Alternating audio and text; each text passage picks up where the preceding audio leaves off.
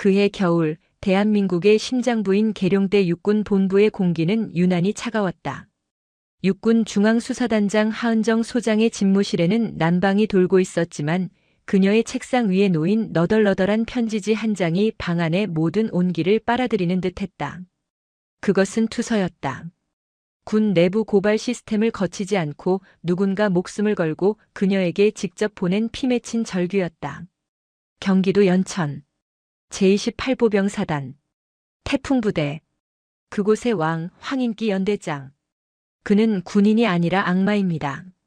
하은정은 육군 역사상 전투병과 출신이 아닌 수사병과에서 별을 단 최초의 여성이었다. 감정의 동요를 좀처럼 드러내지 않는 그녀의 무표정한 얼굴은 얼음마녀라는 별명으로 더 유명했다. 그녀는 편지지의 다음 문단으로 눈을 돌렸다. 얼마 전 혹한기 진지 구축 공사 중 박일병이 붕괴된 교통호에 깔려 죽었습니다. 부대는 단순 안전사고로 처리했지만 사실이 아닙니다. 황인기 대령이 빼돌린 불량 자재 때문입니다. 그는 살인자입니다. 부디 제발 제 친구의 억울함을 풀어주십시오. 단순한 군납 비리가 아니었다. 최전방 GOP를 담당하는 사단의 현역 연대장이 병사의 죽음에 직접적으로 연루되어 있다는 혐의였다. 하은정은 수화기를 들어 수사일과장 최중령을 호출했다. 최중령, 제28보병 사단, 황인기 대령. 지금 이 순간부터 공식 기록 없이 비공식적으로 모든 자료를 긁어모아 그가 지난 3년간 손댄 모든 공사, 보급, 유류 내역, 그리고 박일병 사망 기록까지 내일 아침까지 내 책상 위에 올려놔. 최중령의 얼굴이 하얗게 질렸다. 단장님, 제28보병 사단은 김경석 소장이 사단장입니다.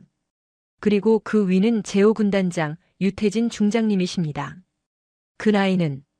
그래서 하은정이 그의 말을 잘랐다. 그게 그놈이 살인자라는 사실을 묵인해야 할 이유가 되나. 최중령은 입을 다물었다. 유태진 중장. 육군 내 최대 파벌의 수장이자 참모총장조차 함부로 건드리지 못하는 실세 중의 실세였다.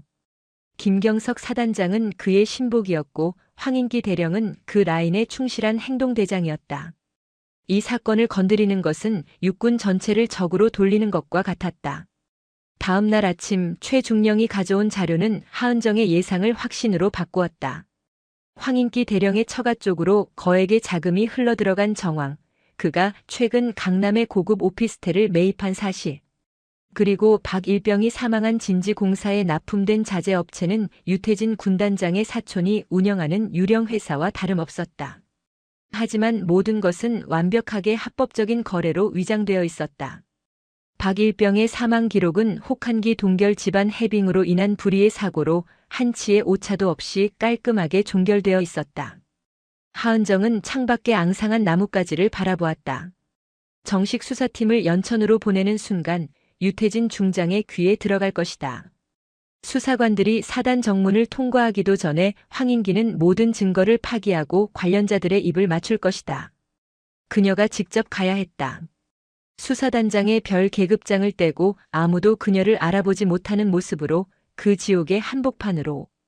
그녀는 수사단에서 유일하게 자신의 속내를 터놓는 최측근 정보분석관 최진우 준이를 불렀다. 그는 방첩사령부에서 잔뼈가 굵은 베테랑으로 위장신분과 침투작전의 대가였다. 최준이, 나 연천으로 가야겠어. 민간인 신분으로. 최진우 준이는 놀란 기색도 없이 안경을 고쳤으며 물었다. 어떤 신분이 필요하십니까, 단장님? 제28보병사단 연대본부. 그곳에서 가장 눈에 띄지 않으면서 가장 많은 것을 보고 들을 수 있는 사람. 아마도 군무원 식당의 배식원 정도가 좋겠군. 며칠 후 육군 중앙수사단장 하은정 소장은 국방부 특별안보정책연수라는 명목으로 공식적인 장기 휴가를 신청했다. 그리고 같은 날 경기도 연천의 혹한이 몰아치는 제28보병사단 연대본부 군무원 식당에 배연이라는 가명의 중년 여성이 새로운 주방 보조원으로 일자리를 구했다. 일찍 남편과 사별하고 병든 노모를 모시기 위해 닥치는 대로 일을 구하는 지치고 초라한 얼굴의 여인이었다. 태풍부대의 겨울은 상상 이상으로 혹독했다. 칼날 같은 바람이 군복을 뚫고 들어왔다. 배연이가 된 하은정은 난생 처음 끼어보는 두꺼운 고무장갑 속에서도 손가락이 얼어붙는 것을 느꼈다. 식당의 뜨거운 증기와 음식물 쓰레기의 시큼한 악취, 그리고 쉴 새 없이 밀려드는 병사들의 식판 더미는 그녀가 평생 겪어보지 못한 종류의 고통이었다. 그녀는 수십 년간 수백 명의 수사관을 지휘하며 명령을 내리던 사람이었지만 지금은 주방 조리장의 거친 욕설과 구박을 묵묵히 견뎌내야 하는 최하층 노동자였다. 아줌마, 거기 꾸물거리지 말고 빨리 식판 안 날라. 손이 왜 그래? 무슨 장군 마누라라도 되슈. 조리장의 모욕적인 언사에 그녀는 고개를 숙이며 죄송합니다를 기계적으로 반복했다. 그녀의 어설프고 느린 손놀림 그리고 어딘지 모르게 배어나오는 위화감은 다른 주방 보조원들에게도 경계와 경멸의 대상이 되었다. 그녀는 완벽하게 배연이가 되어가고 있었다. 연약하고 무능하며 누구의 관심도 끌지 못하는 투명 인간으로. 그녀가 지옥 같은 식당 일을 자처한 이유는 명확했다. 식당은 부대의 모든 소문과 정보가 모이는 하수구였다. 병사 식당과 간부 식당을 오가며 그녀는 수많은 날것의 대화들을 걸러들었다. 그리고 마침내 그녀가 찾던 목표물 황인기 대령을 직접 목격할 수 있었다. 황인기 대령은 병사들 앞에서는 아버지였다. 쩌렁쩌렁한 목소리로 훈련을 독려하고 식당에서는 병사들의 식판에 직접 반찬을 얹어주며 어깨를 두드렸다. 많이 먹어라. 먹고 힘내서 적들 다 때려잡아야지. 병사들은 그런 그에게 열광했다. 하지만 하은정이 간부 식당에서 배식을 하며 몰래 지켜본 그의 본 모습은 완전히 달랐다. 그는 자신보다 계급이 낮은 장교들, 특히 보급이나 재정 담당 장교들에게는 인간 이하의 취급을 했다. 이선우 소령. 당신은 머리가 장식이야. 내가 지시한 보급 물자 명세서 아직도 숫자가 안 맞잖아. 이번 달 유류 소모량 보고서 내가 말한 대로 깔끔하게 못 맞춰. 당신 군 생활 그만하고 싶어. 하은정의 귀가 번쩍 뜨였다. 이선우 소령. 군수과장이었다. 투서에는 없던 이름이었지만 보급을 총괄하는 군수과장이 연대장의 저런 노골적이고 구체적인 압박을 받는다는 것은 그가 바로 비리의 핵심 실무자라는 뜻이었다. 그녀는 이선우 소령의 얼굴을 유심히 살폈다. 그는 육군 사관학교를 우수한 성적으로 졸업했지만 줄을 잘못 써 유태진 군단장의 라인을 타지 못해 최전방으로 밀려난 전형적인 비운의 엘리트였다. 그는 황 대령의 모욕에 아무 대꾸도 못하고 얼굴만 붉힌 채 숟가락을 들지 못했다. 하은정은 두 번째 목표를 설정했다. 첫 번째 제보자 그리고 이선우 소령. 첫 번째 제보자를 찾는 것은 모래사장에서 바늘 찾기였다. 투서의 필체나 절박함으로 보아 사병이 분명했지만 수천 명의 병사 중 누구인지 특정할 수 없었다. 그녀는 식당에서 잔반을 치우며 병사들의 대화에 귀를 기울였다. 그러던 어느 날 식기 세척장 뒤편에서 병사 2명이 몰래 담배를 피우며 나누는 대화를 엿듣게 되었다. 박 병장, 너 진짜 그만해. 너 그러다 황 대령한테 찍히면 너 진짜 영창 가는 걸로 안 끝나. 너 박일병처럼 되고 싶어? 그래도 말해야지. 시발 준영이 형. 아니, 박일병 그렇게 죽은 거 너무 억울하잖아. 그날 교통호 무너진 거. 시멘트가 아니라 그냥 흙덩어리였다고. 하은정은 심장이 멎는 것 같았다. 박 병장. 그리고 사망한 박준영 일병. 그녀는 조용히 그 병사의 얼굴을 익혔다. 취사 지원을 나온 전투지원중대 소속 박주환 병장이었다. 며칠 뒤 하은정은 일부러 식당 뒤편에서 가장 무거운 음식물 쓰레기통을 옮기다 발을 헛디딘 척 요란하게 넘어졌다. 마침 근처를 지나던 박주환 병장이 깜짝 놀라 달려와 그녀를 부축했다. 아주머니, 괜찮으십니까? 어디 다치신 데 없으세요? 하은정은 극심한 고통을 연기하며 그의 팔을 붙잡았다. 아이고, 고마워요. 용사님, 내가 요즘 아들 생각 때문에 정신이 없어서. 우리 아들도 박일병처럼. 그녀는 일부러 말끝을 흐렸다. 박주환 병장의 눈빛이 그 자리에서 얼어붙었다. 박 일병, 말씀이십니까? 그래요. 여기 부대에서 사고로 갔다면서. 하필 이름이 같아서. 얼마나 억울했을까. 부모는 알기나 할까. 제 아들 같아서. 마음이 너무 아프네. 그녀는 일부러 눈물을 글썽였다.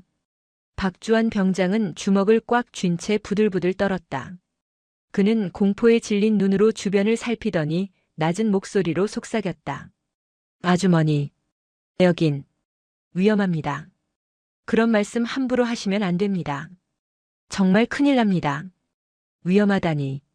뭐가 위험해요? 그냥 아들 생각나서 그런 건데. 아닙니다. 준영이 형은, 박일병은 사고가 아니었습니다. 그날 밤 하은정은 박주환 병장과 식당의 차가운 부식 창고에서 다시 만났다. 박 병장은 공포에 질려 있으면서도 무언가를 결심한 듯 했다. 제가 투서 보냈습니다. 하지만 아무 소용 없었습니다. 육군 본부 감찰실로 보냈는데 오히려 며칠 뒤에 연대장님이 저를 부르셨습니다. 하은정은 등골이 오싹했다. 투서가 유태진 군단장의 라인을 통해 황인기 대령에게 역으로 전달된 것이다. 연대장님이 제 어깨를 주무르시면서 웃으시더군요. 박 병장, 군 생활 편하게 하고 싶으면 헛생각 말고 훈련이나 열심히 받으라고. 그날 이후로 저는 부대 내 왕따가 됐습니다. 아무도 없는 탄약고 정리 작업만 혼자 하고 있습니다. 사실상의 감금이자 심리적 고문이었다. 박 병장, 나 사실 군 관계자요. 당신을 도우러 왔어요. 당신 친구의 억울함을 풀러. 박주환 병장은 그녀를 믿지 못했다. 식당 아주머니가 어떻게? 하은정은 자신의 신분을 증명할 방법이 없었다. 그녀는 마지막 수단을 썼다.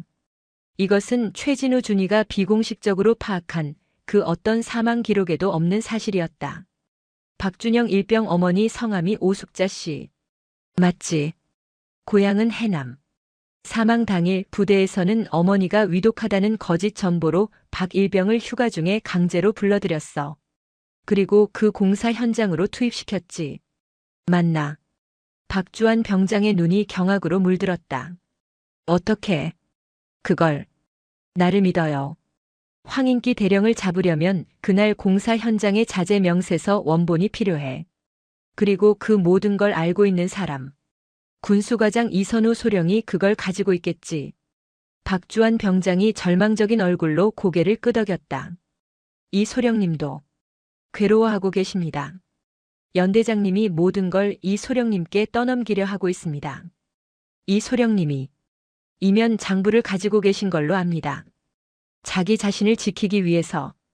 이선우 소령은 매일 밤 악몽을 꾸었다. 육군 사관학교를 졸업하고 조국에 헌신하겠다는 푸른 다짐은 연천의 혹한과 황인기라는 악마 앞에서 산산조각 났다. 군수과장으로 부임한 첫날부터 황인기 대령은 그를 하수인으로 낙점했다. 처음에는 단순한 유류 절감 보고서 조작이었다. 그러나 점점 대담해져 이제는 GOP 철책 보강 공사와 병사 생활관 개선 공사의 자재를 통째로 빼돌리고 있었다. 규격에 맞는 새 자재는 서류상으로만 존재했고 실제로는 폐기 직전의 자재들이 현장으로 들어갔다. 그 빼돌린 자재들은 유태진 군단장의 사촌이 운영하는 유령 회사로 흘러들어갔고 그 대가로 이소령의 관사에는 주기적으로 현금이 담긴 봉투가 배달되었다. 이소령은 그 돈을 단 한 푼도 쓰지 않고 관사 벽장 깊숙한 곳 낡은 군복 주머니 속에 쑤셔 넣었다. 그것은 언젠가 터질 시한폭탄이자 자신이 범죄에 가담했다는 씻을 수 없는 족쇄였다. 박일병이 죽기 며칠 전 그는 황 대령에게 무릎이라도 꿇을 심정으로 보고했다. 연대장님, 교통호 지지대 자재가 규격 미달이 아니라 그냥 썩은 나무입니다. 이러다 정말 큰일 납니다. 병사들 죽습니다. 황 대령은 코웃음을 쳤다. 이소령, 자네가 그래서 안 되는 거야. 전쟁 나면 그거보다 더한 데서도 똥 싸고 자야 돼. 다 정신력 문제야. 그리고 이선우. 이 일은 김경석 사단장님도 유태진 군단장님도 다 아시고 제가 하신 일이야. 자네가 여기서 딴 마음 먹으면 자네 군 생활만 끝나는 게 아니라 병원에 누워있는 자네 아내 약값은 누가 대주지. 그 악마 같은 협박 이후 박일병이 죽었다. 붕괴된 진지에서 꺼낸 것은 시멘트 블록이 아니라 손으로도 쉽게 부스러지는 흙덩어리였다. 이선우 소령은 그날 밤 모든 것을 기록했다. 날짜, 시간, 빼돌린 자재의 품목과 수량, 황인기 대령이 송금을 지시한 차명 계좌번호, 그리고 그와의 대화 녹음 파일까지. 그는 이 모든 이면 장부를 방수 처리된 작은 USB에 담아 자신의 전투와 미창 깊숙이 숨겼다. 자살이라도 하고 싶었지만 그렇게 죽으면 모든 죄는 자신이 뒤집어쓰고 끝날 터였다. 하은정, 아니 배연희는 이선우 소령에게 접근할 기회를 노렸다. 그녀는 박주환 병장을 통해 이 소령이 매일 밤 연대 본부 뒤편의 가장 후미진 흡연 구역에서 홀로 담배를 피운다는 정보를 입수했다. 그날 밤 하은정은 일부러 식당 마감을 늦게까지 했다. 그리고 흡연 구역으로 향하는 이 소령의 뒤를 따랐다. 어둠 속에서 담배 연기만 자욱했다. 이 소령은 깊은 한숨을 내쉬며 벤치에 주저앉아 있었다. 하은정이 조용히 다가갔다. 용사님. 아니 간부님. 혹시 불 좀 빌릴 수 있을까요? 이 소령은 화들짝 놀라 고개를 들었다. 식당에서 몇 번 본 적 있는 초라한 행색의 중년 여성이었다. 그는 묵묵히 라이터를 건넸다. 하은정은 일부러 담배에 불을 붙이는 척하며 그의 옆에 앉았다. 일이 많이 힘드신가 봐요. 밥도 잘 못 드시고. 얼굴이 말이 아니시네. 이 소령은 경계하며 몸을 살짝 피했다. 신경 쓰지 마십시오. 아주머니. 하긴. 여긴 군대니까. 우리 아들도 군대에 있는데. 얼마 전에도 저기. 공사하다가 누가 죽었다면서요. 밥 먹는 병사들이 수군거리더라고요. 쯧쯧 얼마나 무서웠을까. 부모는 알랑까 몰라. 제 아들 같아서. 그런데 그런 위험한 공사 다 간부님들이 관리하는 거 아니에요? 이선우 소령의 손이 멈칫했다. 누가 그런 말을 함부로 합니까? 그냥 다들 아름아름 아는 거 아닌가. 그런데 이상하네. 사람이 죽었는데 왜 이렇게 조용해요? 꼭 누가 일부러 덮은 것처럼. 이 소령은 담배를 거칠게 비벼 껐다. 아주머니, 여기 계시면 안 됩니다. 밤에 위험합니다. 그가 자리에서 일어나려 할 때 하은정이 얼음처럼 차가운 목소리로 말했다. 이선우 소령. 육사 65기. 보병병과. 하지만 군수과장으로 좌천. 그리고 황인기 대령의 이면 장부를 가지고 계시죠. 이선우 소령의 온몸이 그 자리에 얼어붙었다. 그는 숨을 멈추고 그녀를 바라보았다. 어둠 속에서도 그녀의 눈빛은 식당 아주머니의 그것이 아니었다. 그것은 날카로운 칼날이었다. 당신, 도대체, 누구야? 박준영 일병을 죽게 한 그 패자제들. 이 소령님이 결제한 서류 아직 가지고 있죠. 당신이 살 길은 하나뿐이에요. 그 장부를 나에게 넘겨요. 그럼 당신은 내부 고발자가 되는 거고 넘기지 않으면 살인 공범이 되는 겁니다. 이 소령은 공포에 질려 뒷걸음질 쳤다. 당신, 황 대령이 보낸 사람이군. 날 시험하는 거지. 난 아무것도 모릅니다. 하은정은 한숨을 쉬었다. 좋아요. 그럼 이렇게 하죠. 그녀는 품에서 아주 낡은 10원짜리 동전 하나를 꺼내 이 소령의 손에 억지로 쥐어주었다. 이건 내가 아주 어릴 때 아버지께 받은 행운의 동전이에요. 힘들 때마다 이걸 보고 버텼죠. 소령님도 힘내시라고. 이 소령은 어리둥절한 표정으로 동전을 바라보았다. 이게 지금 뭡니까? 자세히 봐요. 불에 비춰서. 이 소령이 라이터를 켜고 동전의 표면을 비추었다. 평범한 동전이었지만 표면 한가운데에 육안으로 식별하기 힘든 바늘 끝으로 새긴 듯한 작은 문양이 있었다. 그것은 방패와 칼을 교차한 문양, 육군 중앙수사단의 비공식 상징이었다. 오직 수사단 핵심 요원들 그리고 육사에서 수사병과를 지원했던 극소수의 인원들만이 아는 표식이었다. 그의 다리가 풀렸다. 당신, 도대체, 설마? 내일 자정. 식당 뒤 보일러실에서 만납니다. USB 가지고 와요. 이건 명령입니다. 이선우 소령. 하은정은 다시 배연희의 어깨 굽은 모습으로 돌아가 어둠 속으로 사라졌다. 이선우 소령은 손바닥 위에 10원짜리 동전을 든 채 차가운 밤 공기 속에서 온몸을 떨었다. 다음 날 연대 전체에 피비린내가 감돌았다. 황인기 대령이 아침부터 사단장인 김경석 소장에게 불려가 쌍욕을 먹고 돌아왔다는 소문이 돌았다. 이유는 알 수 없었지만 황 대령은 평소의 여유로운 모습과 달리 극도로 날카로워져 있었다.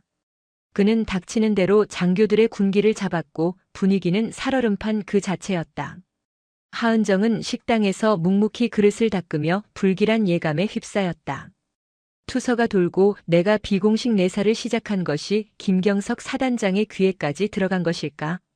아니면 단순히 내부 기강을 잡는 것일까? 혹은 이선우가 배신했나? 그날 밤 자정을 조금 넘긴 시간. 하은정은 약속대로 식당 뒤편의 어둡고 습한 보일러실에서 이선우 소령을 기다렸다. 기계 돌아가는 소리 외에는 아무 소리도 들리지 않았다.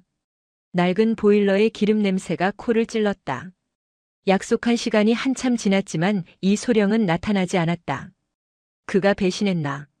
아니면 황인기 대령에게 잡힌 건가? 그때 보일러실 문이 끼익 소리를 내며 열렸다.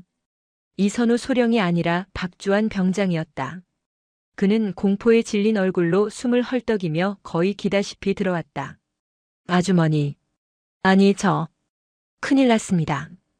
이 소령님이 잡혀갔습니다. 하은정의 심장이 차갑게 내려앉았다. 누구한테? 똑똑히 말해. 황 대령님 직속 부관이랑 헌병대 애들입니다. 조금 전에 이 소령님 관사로 쳐들어가서 지금 연대 본부 의무실 뒤편에 있는 폐창고로 끌고 갔습니다.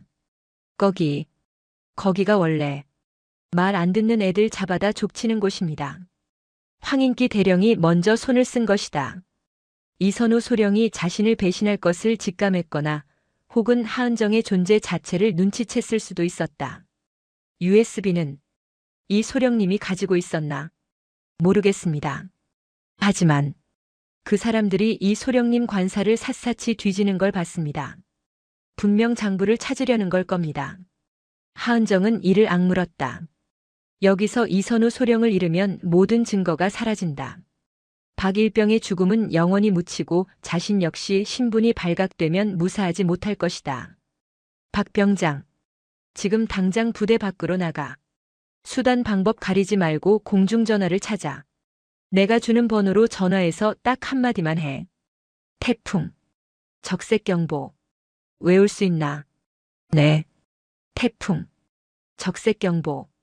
그들이 누구냐고 물으면 배연이라고만 전해. 그리고 절대 부대로 복귀하지 말고 근처 민가에 숨어 있어. 이건 자네를 살리기 위한 마지막 명령이다. 박주환 병장은 울음을 삼키며 어둠 속으로 사라졌다. 그 번호는 최진우 준이의 비상 연락망이었다. 적색 경보는 작전 중 노출, 즉각적인 무력 개입이 필요하다는 최악의 신호였다. 하은정은 보일러실 구석에 있던 녹슨 쇠 파이프 하나를 집어들었다. 그리고 식당을 나섰다. 칠흑 같은 어둠 속 연대 본부 건물로 향하는 그녀의 걸음은 더 이상 배연희의 것이 아니었다. 그것은 적진을 향해 침투하는 육군 수사단장의 걸음이었다. 연대 본부 의무실 뒤편 폐창고. 낡은 철문 틈으로 희미하게 불빛이 새어나오고 있었다. 그녀는 창문 틈으로 안을 엿보았다. 이선우 소령은 속옷 차림으로 의자에 묶인 채 피투성이가 되어 있었다. 황인기 대령이 직접 그의 멱살을 잡고 고함을 치고 있었다. 개새끼가. 이선우. 내가 널 어떻게 믿었는데. 내년이 감히 날 배신해. 장부가 어딨어. 말해. USB 어딨냐고. 이 소령은 입술이 터져 피를 흘리면서도 경멸의 눈빛으로 황 대령을 바라봤다. 당신. 살인자야. 내가 죽어도. 당신 용서 못해. 이 새끼가 아직도 정신을 못 차렸네. 황 대령이 옆에 있던 헌병에게 눈짓했다.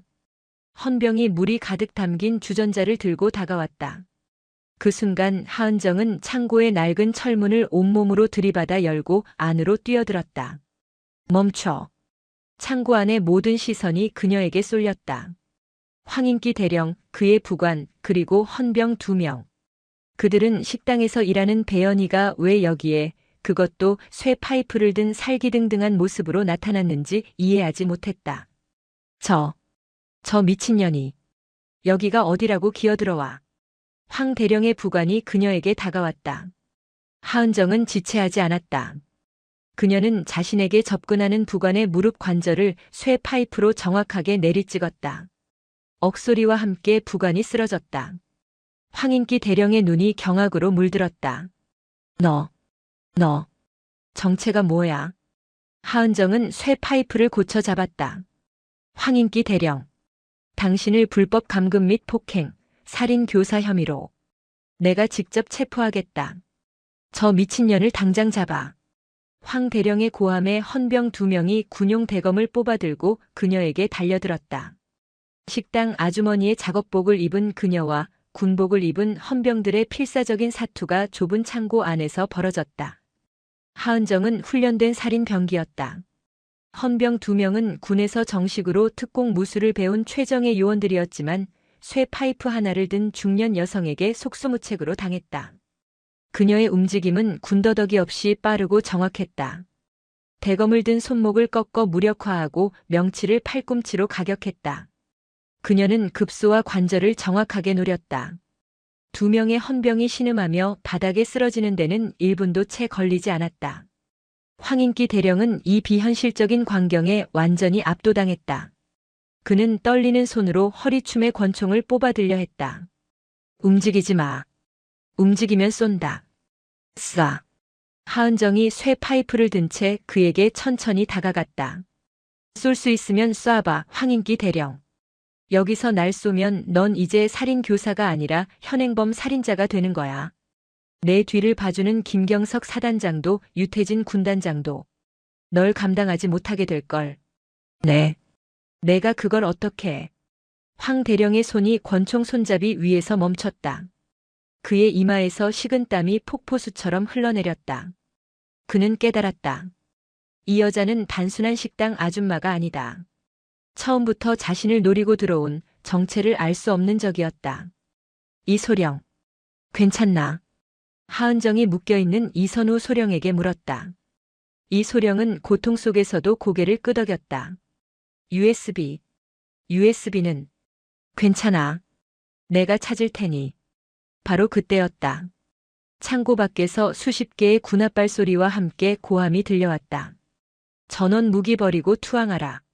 여기는 제28보병사단 헌병 특수임무대다. 황인기 대령의 얼굴에 승리의 미소가 번졌다. 내년이 아무리 날고 기어도 여긴 내 구역이야. 날 잡으러 왔다고. 웃기지 마. 넌 이제 민간인 무단 침입에 군인 폭행 현행범이다. 넌 여기서 쥐도 새도 모르게 사라질 거야.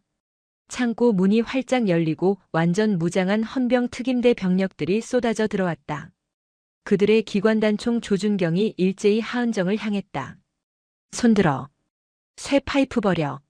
하은정은 쇠 파이프를 바닥에 떨어뜨리고 두 손을 천천히 머리 위로 올렸다. 그녀는 완벽하게 포위되었다. 황인기 대령은 쓰러진 부관을 부축하며 일어섰다. 전현 당장 포박해. 그리고 이선우 소령은 반역죄로 군사재판에 넘길 준비해. 전현이랑 내통해서 부대를 전복시키려 한 간첩이다. 상황은 완벽하게 역전되었다. 이선우 소령의 얼굴이 절망으로 물들었다. 하지만 하은정은 이상할 정도로 침착했다. 그녀는 자신을 겨누고 있는 헌병대장을 바라보며 말했다. 자네 계급이 뭔가? 헌병대장은 어이없다는 듯 대답했다. 헌병대장 박철민 중령이다. 넌 묵비권을 행사할 권리가. 박철민 중령. 지금 즉시 총구 얻어. 그리고 내 상관인 황인기 대령을 체포해. 뭐라고? 저 미친년이. 나는 육군 중앙수사단장 소장 하은정이다. 창고 안에는 잠시 정적이 흘렀다. 황인기 대령이 미친 사람처럼 웃기 시작했다. 하하. 수사단장? 하은정 장군? 너 지금 내 꼴을 봐. 식당 설거지꾼이. 별을 달았다고? 박중령 뭐해? 당장 전현 입을 막아. 박철민 중령도 그녀를 미친 여자로 취급하려 했다. 하지만 그의 눈에 하은정의 손에 들려있던 이제는 바닥에 떨어진 그 낡은 10원짜리 동전이 들어왔다. 박중령은 헌병 병과였고 수사단의 그 비공식 표식을 알고 있었다. 그의 얼굴이 하얗게 질렸다. 황 대령님. 저 표식은. 그 순간 창고 밖에서 더 요란한 소리가 들려왔다. 헬기 로터 소리가 연대 상공을 뒤덮었고 섬광탄이 터졌다. 비켜라. 길 열어. 헌병 특임대 병력을 뚫고 검은색 특수작전복을 입은 사내들이 들이닥쳤다.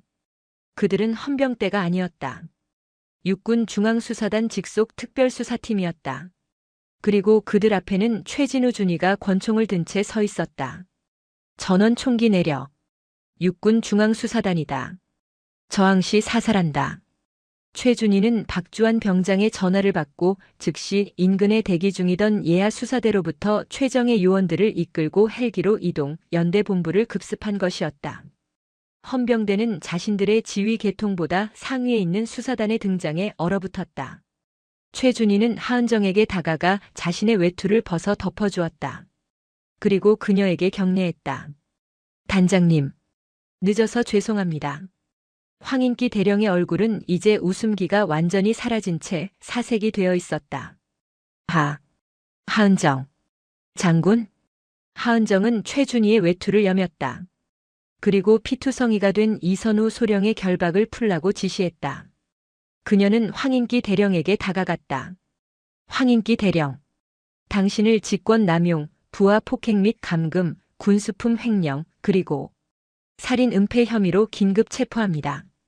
최준희가 황 대령에게 수갑을 채웠다. 하은정은 쓰러진 이 소령에게 다가가 물었다. USB. 어디 있나? 이 소령은 고통 속에서 떨리는 손으로 자신의 전투와 밑창을 가리켰다.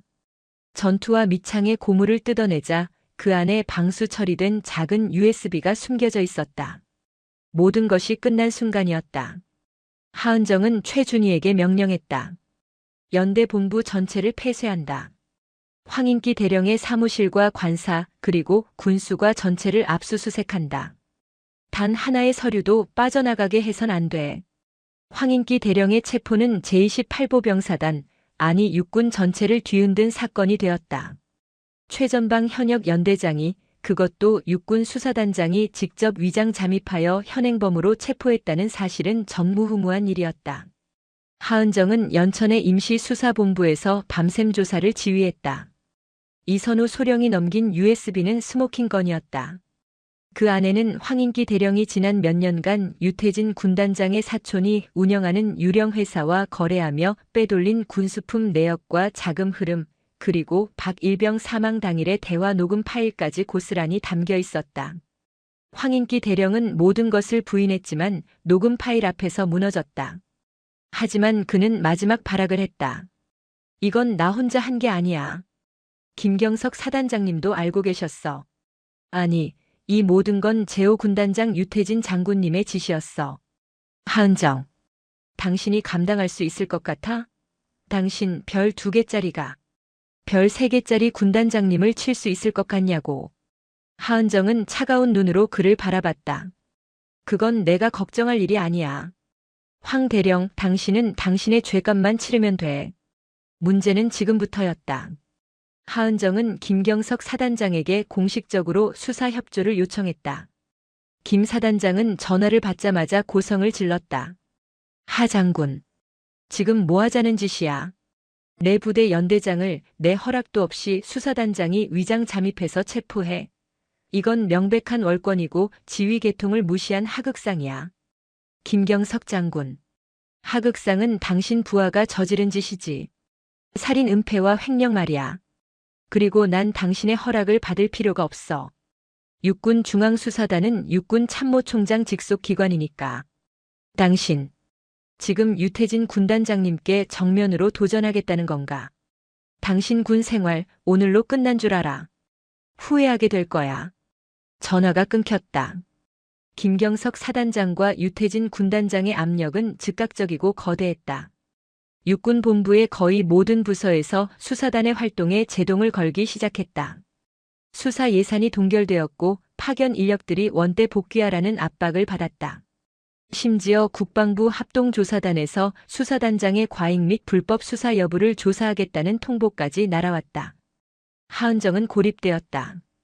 그녀는 육군 참모총장에게 독대를 신청했지만 총장은 국회 일정이 바쁘다는 이유로 그녀의 면담을 거부했다. 총장 역시 유태진 군단장이 이끄는 세력의 눈치를 보고 있었다. 수사본부의 분위기는 최악으로 치달았다. 최진우 준이가 조심스럽게 말했다. 단장님, 이대로 가다간 저희가 역으로 당합니다. 황인기 대령선에서 멈추시는 게. 최준희. 하은정이 그의 말을 잘랐다. 박준영 일병은 흙더미에 깔려 죽은 그 병사는 황인기 하나 잡자고 내가 식당 설거지를 한 줄 알아. 김경석이든 유태진이든 그 뿌리까지 뽑아내지 못하면 이런 일은 또 일어나. 그녀에게는 단 하나의 돌파구만 남아있었다. 바로 육군 본부 감찰실장 백승주 소장이었다.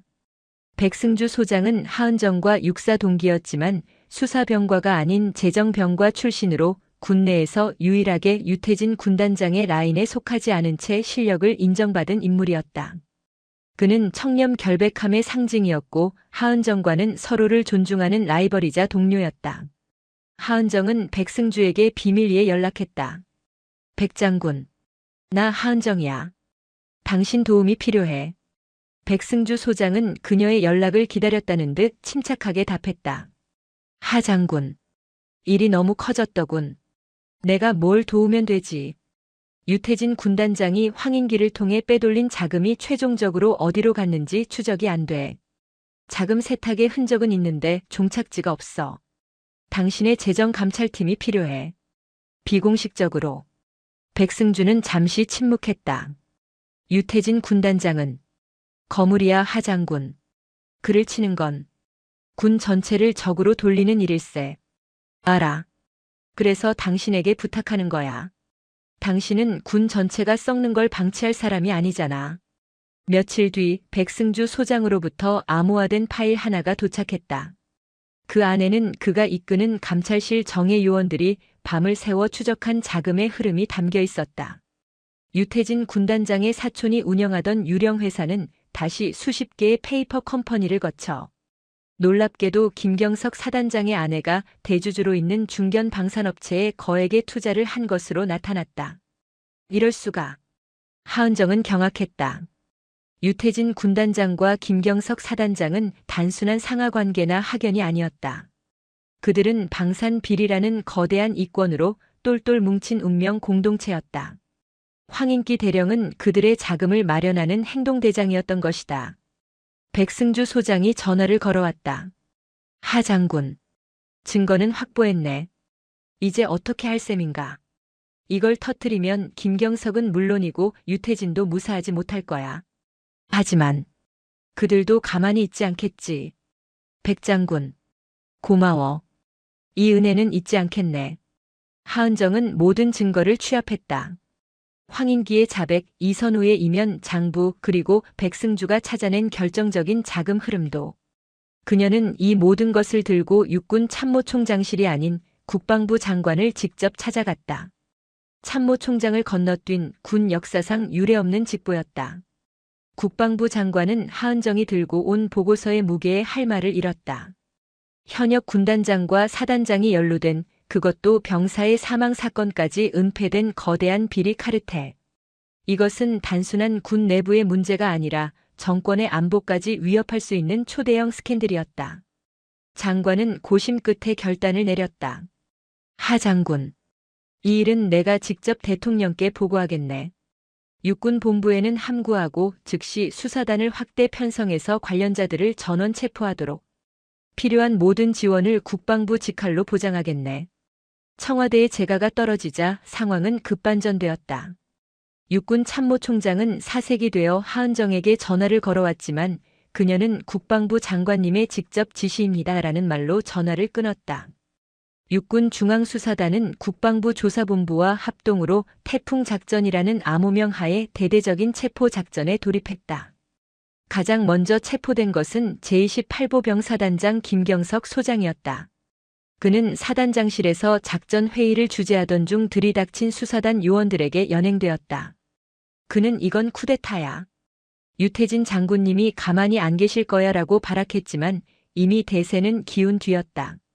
문제는 유태진 중장이었다. 그는 대한민국 최전방을 책임지는 제5군단의 군단장이었다.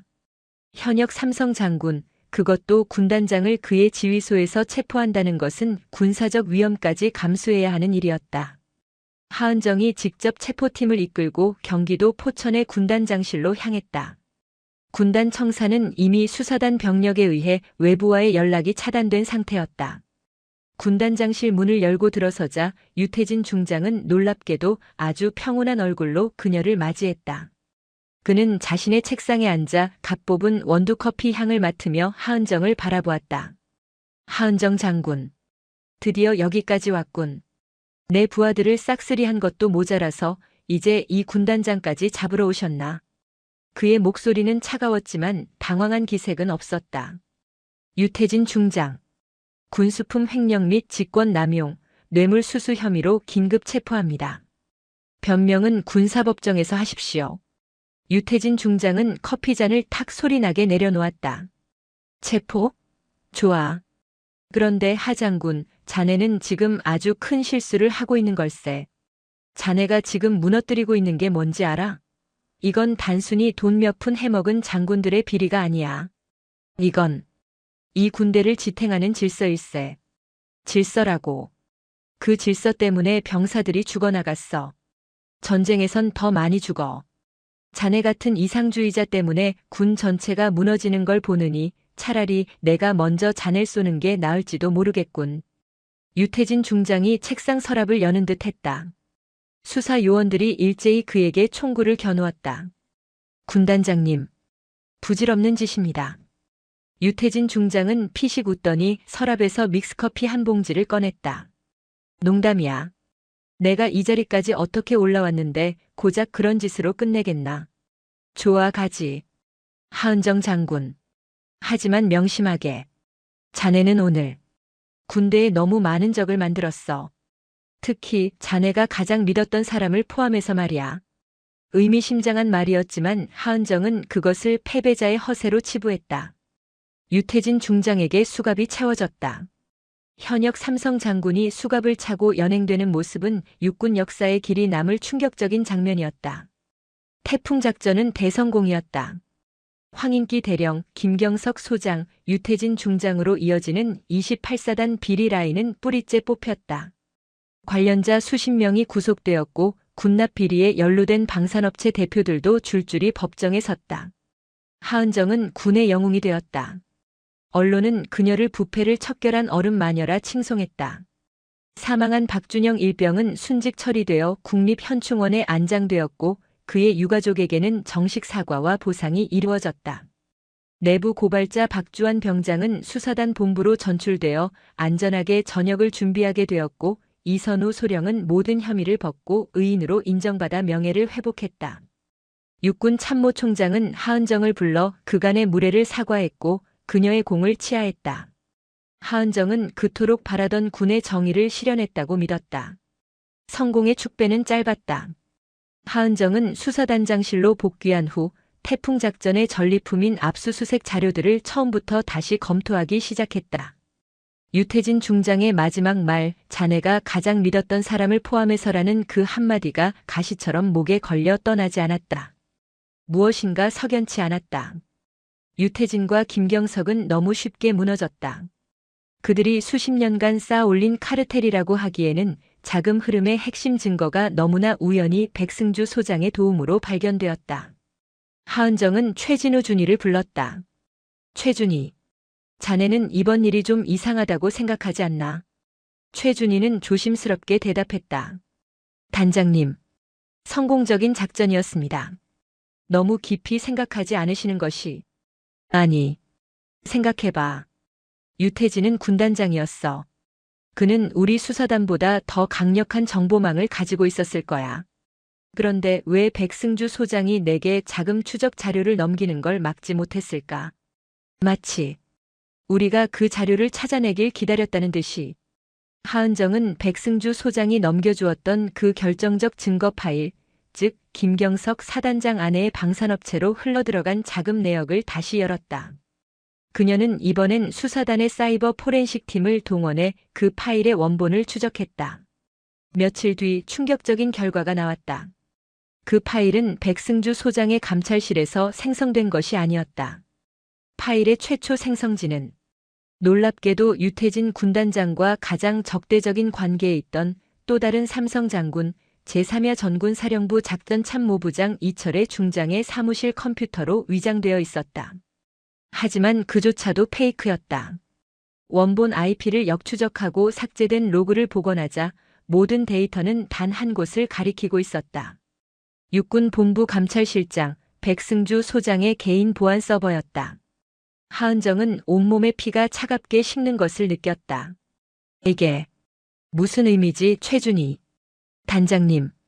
이것은 백승주 장군이 처음부터 모든 증거를 가지고 있었으며 그것을 마치 제3자가 유출한 것처럼 꾸며서 저희에게 넘겼다는 뜻입니다.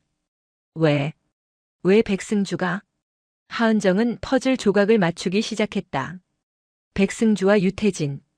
두 사람은 육사 동기였지만 군내 최대 파벌인 유태진 라인과 유일하게 그에 대항하던 청년파 백승주 라인의 수장이었다. 그들은 수십 년간 서로를 견제해왔다. 그런데 백승주가 유태진을 무너뜨릴 결정적 증거를 가지고 있으면서도 왜 직접 나서지 않고 하은정이라는 칼을 이용했을까? 최준희. 지금부터 백승주 소장의 모든 것을 다시 조사해.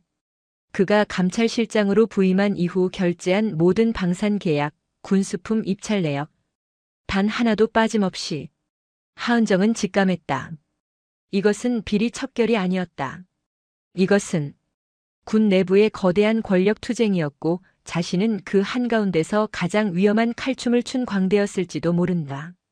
수사 결과는 상상 이상으로 끔찍했다. 백승주 소장은 청렴 결백이라는 가면 뒤에 유태진 라인과는 또 다른 거대한 이권 카르텔을 구축하고 있었다. 유태진이 구식의 건설과 자재 비리에 집착했다면 백승주는 훨씬 더 교묘하고 거대했다. 그는 차세대 군 전술 통신망 사업인 프로젝트 솔라리스와 K2 전차 성능 개량 사업 등 수조 원대 규모의 최첨단 방산 사업을 독점하고 있었다. 그는 자신의 재정병과 인맥을 이용해 입찰 과정을 조작했고 특정 해외 방산 업체에 일감을 몰아주며 막대한 커미션을 챙기고 있었다. 유태진 중장의 비리는 백승주가 저지른 비리에 비하면 구멍가게 수준이었다. 하은정은 깨달았다.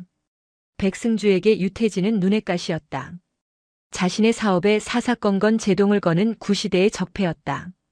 백승주는 하은정의 정의감과 수사 능력을 이용해 자신의 손에 피를 묻히지 않고 정적을 제거한 것이다. 제28보병 사단, 황인기 대령. 그 모든 것은 거대한 빙산의 일각, 아니 백승주가 하은정에게 던져준 미끼였다. 유태진이 체포되며 마지막에 했던 말. 자네가 가장 믿었던 사람을 포함해서. 그건 허세가 아니었다. 그는 이미 알고 있었던 것이다. 이 모든 판을 짠 것이 백승주라는 것을. 그리고 하은정이 백승주의 손에 놀아났다는 것을. 하은정은 분노보다 더 깊은 절망감을 느꼈다. 그녀는 썩은 뿌리 하나를 뽑아냈다고 생각했지만 사실은 더 거대하고 위험한 암덩어리가 자라날 수 있도록 흙을 갈아준 셈이었다. 백승주는 이제 군내의 유일한 실세가 되었다. 유태진 라인이 사라진 육군 본부에서 감찰실장 백승주 소장의 권력은 참모총장을 능가할 정도였다. 그녀는 수사단장실의 문을 걸어 잠갔다. 최진우 준이 외에는 아무도 들이지 않았다. 단장님, 이제 어떡하실 겁니까? 최준희의 목소리에도 절망이 묻어났다. 우리가 가진 증거만으로는 백승주를 칠 수 없습니다. 그는 너무 치밀합니다. 모든 자금은 해외 법인을 통해 세탁되었고 서류상으로는 완벽합니다. 우리가 지금 그를 공격하면 그는 정적 제거에 성공한 영웅을 시기하는 모함이라며 역공을 펼칠 겁니다. 하은정도 알고 있었다. 그녀는 태풍작전의 영웅이었다. 그런 그녀가 갑자기 자신의 조력자였던 백승주를 공격한다면 국방부 장관조차 그녀를 믿어주지 않을 것이다. 오히려 군내 분열을 조장했다는 이유로 그녀가 먼저 경질될 터였다. 백승주는 완벽한 함정을 팠다. 그는 하은정을 영웅으로 만들어주는 동시에 그녀가 다시는 자신을 공격할 수 없도록 조력자라는 족쇄를 채웠다. 단장님, 백승주 소장이 단장님을 저녁 식사에 초대했습니다. 태풍 작전의 성공을 축하하는 자리라면서요. 하은정은 차갑게 웃었다. 승자의 만찬이었다. 가지. 당연히 가야지. 최준희. 우리가 가진 백승주 관련 자료 전부 백업해서 내 개인 보안 클라우드에 올려둬. 내가 만약 잘못되면 자네가 이걸 들고 언론으로 가. 단장님. 이건 명령이야. 그날 밤 하은정은 군복이 아닌 검은색 정장을 입고 약속 장소로 향했다. 그곳은 군 시설이 아닌 서울 시내의 한적한 고급 한정식집의 밀실이었다. 백승주 소장이 평온한 미소로 그녀를 맞이했다. 하 장군, 정말 수고 많았네. 자네 덕분에 육군이 10년 묵은 체증을 씻어냈어. 백 장군, 당신의 도움이 없었다면 불가능했을 거야. 특히 그 결정적 증거 말이야. 하은정이 잔을 받으며 그의 눈을 똑바로 쳐다봤다. 백승주는 미소를 거두지 않았다. 그저 정의가 이기길 바랐을 뿐일세. 정의라. 하은정이 잔을 내려놓았다. 당신이 말하는 정의가 도대체 뭔가? 유태진이 사라진 자리에 당신의 프로젝트 솔라리스가 들어서는 건가? 백승주의 눈빛이 순간 차갑게 변했다. 하지만 그는 이내 다시 웃었다. 하 장군, 너무 많이 알려고 하는 건 몸에 좋지 않아. 자네는 부패 척결의 영웅으로 남는 게 좋아. 그게 자네에게도 나에게도 최선이야. 내가 만약 그걸 거부한다면. 하 장군. 백승주가 몸을 앞으로 숙였다. 자네가 위장 잠입했던 제28사단 식당. 거기 조리장 기억나나? 그 사람이 어제 뇌물수수 혐의로 긴급 체포되었네. 자네가 배연이로 일할 때 식자재를 빼돌린 걸 자네가 묵인해줬다는 진술을 확보했지. 하은정의 손이 멈췄다. 그게 무슨... 그리고 자네가 체포했던 황인기 대령. 그가 진술을 번복했네. 하은정 장군이 자신에게 유태진 군단장의 비리를 불면 살려주겠다고 회유했다는 거야.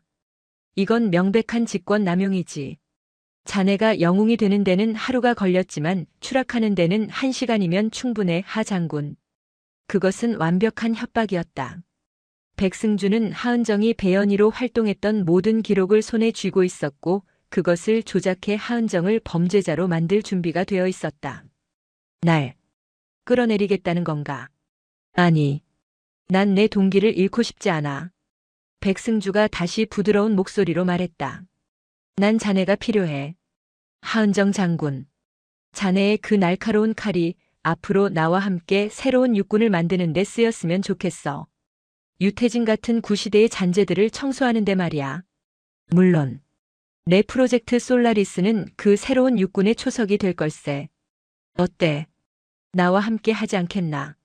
하은정은 창밖의 어둠을 바라보았다. 그녀는 선택의 기로에 섰다. 괴물과 손을 잡고 권력을 나눌 것인가 아니면 모든 것을 잃고 괴물에게 잡아먹힐 것인가. 그녀는 천천히 잔을 들었다. 백장군, 당신은 큰 실수를 했어. 무슨 뜻인가? 날 너무 얕봤다는 거야. 하은정은 자리에서 일어났다.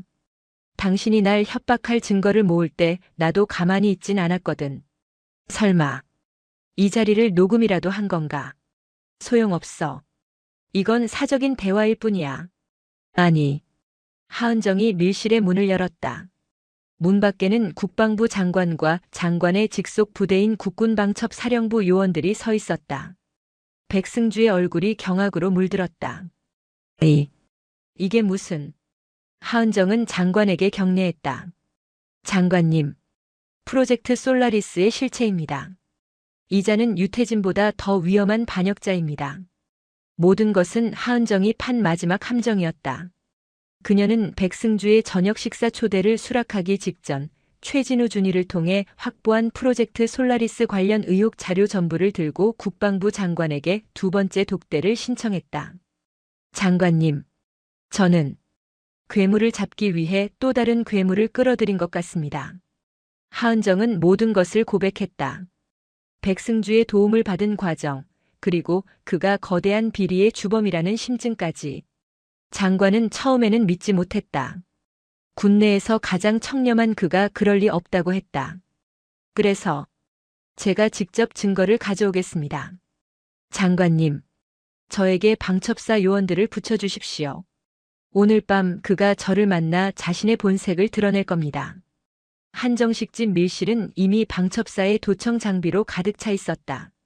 백승주가 하은정에게 했던 모든 말, 프로젝트 솔라리스를 인정하고 그녀를 협박했던 모든 내용이 실시간으로 장관의 귀에 들어가고 있었다. 백승주는 그 자리에 주저앉았다. 그는 자신이 하은정을 완벽하게 통제했다고 생각했지만 하은정은 그보다 한 수 위였다. 그녀는 기꺼이 추락할 위험을 감수하고 마지막 도박을 건 것이었다. 백승주 소장. 아니, 백승주 씨. 하은정이 차갑게 말했다. 당신은 군인의 명예를 더럽혔어. 당신의 그 새로운 육군은 감옥에서나 꿈꾸시지. 방첩사 요원들이 백승주에게 수갑을 채웠다. 청렴의 상징이었던 장군의 몰락이었다. 사건은 상상 이상으로 거대했다. 백승주 게이트는 군을 넘어 정계를 강타했다. 프로젝트 솔라리스에 연루된 해외 방산업체와 국내 정치인들까지 수사 대상에 올랐다. 육군은 그야말로 쑥대밭이 되었다. 2명의 삼성 장군 유태진 그리고 백승주의 모함이었지만 결국 연루된 것이 밝혀진 이철희과 2명의 이성 장군 김경석, 백승주의 동시에 구속되는 초유의 사태가 벌어졌다. 육군 참모총장은 이 사태의 책임을 지고 불명예 전역했다. 하은정은 모든 수사가 끝난 후 국방부 장관에게 조용히 전역 지원서를 제출했다. 하 장군. 왜 그만두려는 건가? 지금 육군은 하 장군 같은 사람이 필요해. 차기 참모총장으로도. 장관님. 하은정이 그의 말을 막았다. 저는 수사관입니다. 제 임무는 범인을 잡는 것이었고 제 임무는 끝났습니다. 하지만 저 역시 이번 사태의 책임에서 자유롭지 못합니다. 제가 백승주를 막지 못해 유태진을 잡았고 그 과정에서 군은 너무 큰 상처를 입었습니다. 제 위장 잠입 수사 역시 정당한 절차는 아니었습니다. 그녀는 배연이로 활동하며 불법적인 방식으로 증거를 수집한 자신의 행동을 스스로 용납할 수 없었다. 비록 그것이 더 큰 정의를 위한 것이었다 해도 절차적 정의를 무시한 수사단장은 더 이상 그 자리에 앉을 자격이 없다고 판단했다. 며칠 뒤 하은정 소장의 조촐한 전역식이 열렸다. 그 자리에는 그녀가 구해냈던 이선 우소령에서 중령으로 진급했다와 박주환 병장 무사히 전역했다. 그리고 끝까지 그녀와 함께한 최진우 준이만이 참석했다. 이선우 중령은 거수 경례를 하며 눈물을 흘렸다. 단장님, 아니 장군님, 평생 이 은혜를 잊지 않겠습니다. 하은정은 군복을 벗고 사복 차림으로 계룡대의 위병소를 나섰다. 그녀는 얼음 마녀로 불렸지만 그녀의 얼굴은 모든 짐을 내려놓은 듯 평온했다. 그녀가 떠난 육군은 대대적인 개혁의 칼바람을 맞았다. 하지만 사람들은 알고 있었다. 그 피비린내 나는 개혁의 시작점에는 자신의 모든 것을 걸고 최전방 식당의 설거지꾼이 되었던 한 여장군의 희생이 있었다는 것을. 하은정의 이름은 군의 역사에 정의라는 단어와 함께 기록되었다. 오늘 이야기 어떠셨나요? 하은정 소장은 우리에게 진정한 용기란 높은 자리에 오르는 것이 아니라 그 자리에서 옳은 일을 하는 것임을 보여주었습니다. 때로는 가장 믿었던 사람이 가장 위험한 적이 될 수도 있지만 정의를 향한 신념만은 결코 배신하지 않습니다. 세상을 바꾸는 건 한 사람의 영웅이 아니라 묵묵히 옳은 길을 걷는 평범한 사람들입니다. 여러분도 오늘 하루 작은 용기를 내어 보시길 바랍니다. 지금까지 들어주셔서 감사합니다. 영상이 재미있으셨다면 구독과 좋아요, 댓글까지 부탁드리고 오늘도 건강하고 행복한 하루 되시길 바랍니다.